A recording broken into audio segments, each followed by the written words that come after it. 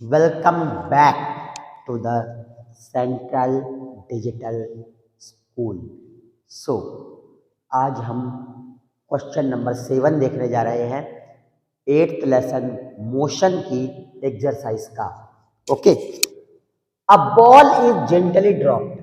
Gently dropped मतलब सिर्फ छोड़ा गया है, उसमें फेंका नहीं गया, फोर्स नहीं लगाया गया है, जेंटली ड्रॉप कर दिया गया है. A ball is gently dropped from a height of 20 metre.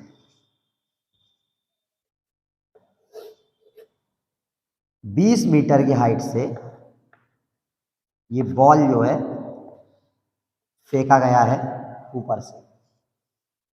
A ball is gently dropped from a height of 20 metre. If its velocity increases uniformly. देखना, बॉल इज जेंटली ड्रॉप मतलब फोर्स नहीं लगाया गया है. फोर्स नहीं लगाया गया है, वेलोसिटी जीरो होगी शुरू में, बिल्कुल होगी. u is equal to 0. उसके बाद ग्रेविटी उसको खींचेगी. Increases uniformly at the rate of 10 metre per second square. लेकिन जो वेलोसिटी फिर पहले तो 0 है, छोड़ा ही गया था, बॉल छोड़ा गया था. धीरे धीरे जब उसे खींच रही है ग्रेविटी, तो उसकी वेलोसिटी बढ़ रही है. और वेलोसिटी बढ़ने की जो स्पीड होती है, वेलोसिटी बढ़ने का जो रेट होता है, उसे एक्सेलरेशन कहते हैं. तो एक्सेलरेशन दिया है 10 metre per second square. With what velocity will it strike the ground. Ground पे आने के बाद 20 मीटर बाद उसका काम खत्म हो जाएगा. तो फाइनल वेलोसिटी आपको पूछी गई है. Will it strike the ground? After what time will it strike the ground? Time भी आपको बताना है. ठीक है, आपको इस क्वेश्चन में हाइट दी गई है. इसका मतलब, हाइट का मतलब होता है डिस्प्लेसमेंट आपको दी गई है. यहां से यहां 20 मीटर की दूरी है. Displacement is equal to 20 metre. अब देखिए, आपको इनिशियल वेलोसिटी दी है, आपको डिस्प्लेसमेंट दी है, आपको एक्सेलरेशन दिया है, टाइम और वेलोसिटी निकालनी है. आपके पास 3 फार्मूलेज हैं. There are 3 formulas in your hand. v is equals to u plus at, first equation of motion. s is equal to ut plus half at square.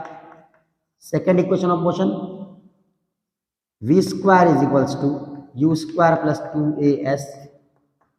Third equation of motion, v is equals to u plus at. First देखिए, हम सबसे पहले इसी order में देखेंगे.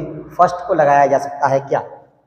देखिए, v is equal to हमें पता नहीं है, u इज इक्वल टू पता है, a इज इक्वल टू पता है, t इज इक्वल टू पता नहीं है.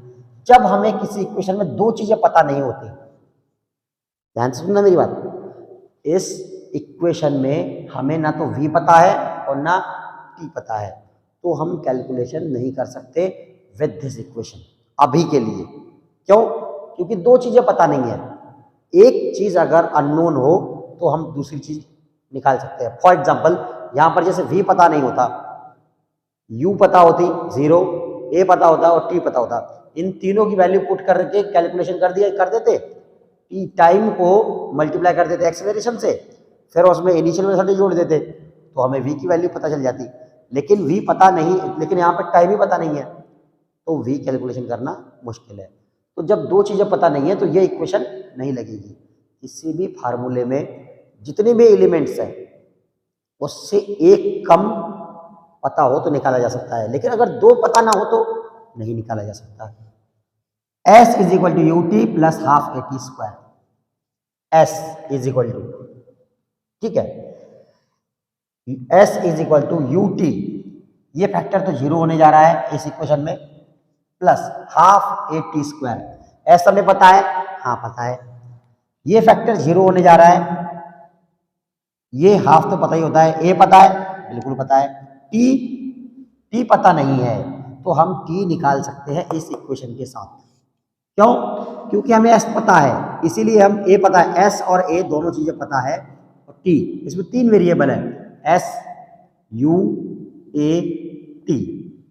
ठीक है, तो इसमें हमें एस पता है, यू पता है, ए पता है, टी पता हो जाएगा using second equation of motion. देखना अभी, बाय अप्लाइंग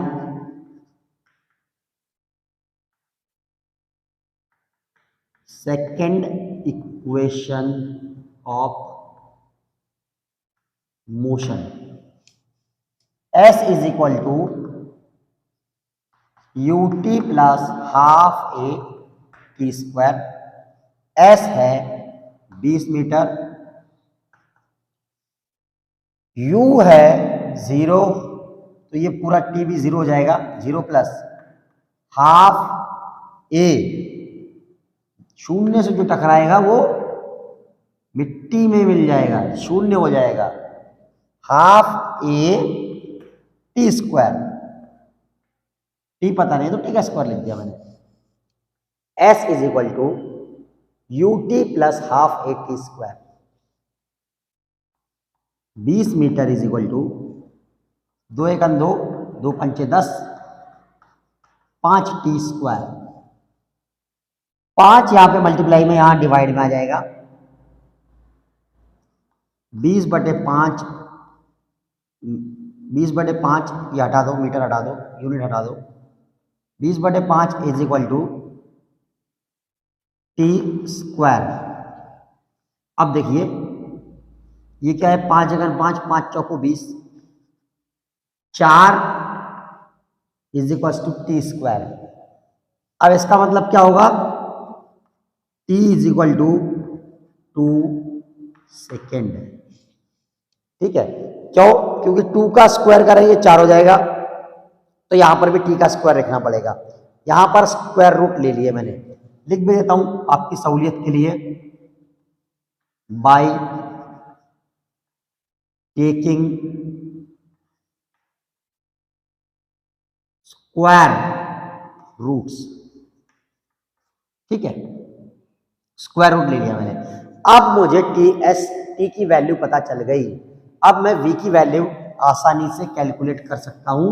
अब मुझे t की वैल्यू पता चल गई, जो कि कितनी थी, 2 सेकेंड। 2 सेकेंड बाद अगर 20 मीटर ऊपर से कोई गेंद फेंकी जा रही है तो वो 2 सेकेंड बाद धरती पे आके गिरेगी। अब मुझे t की वैल्यू पता चल गई, a की वैल्यू पता ही थी, u की वैल्यू भी पता थी। अब हम v की वैल्यू निकाल सकते हैं। Therefore from first equation of motion,